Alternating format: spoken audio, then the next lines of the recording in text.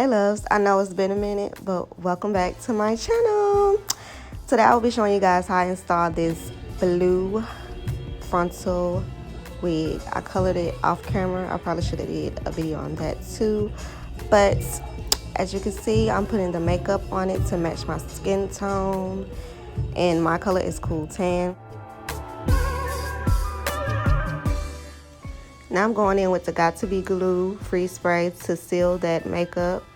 And then I'm going to use this 91% alcohol to wipe away all the excess oils, dirt, whatever, so the lace can sit right, it can stick tight, and y'all know the rest.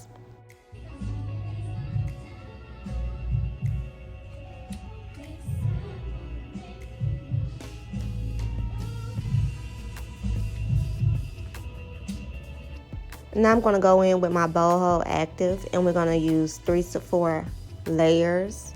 And we're going to smooth it out evenly. And once we're done smoothing and putting the layers down, we're going to lay that lace how it should be. And it's going to melt how it should.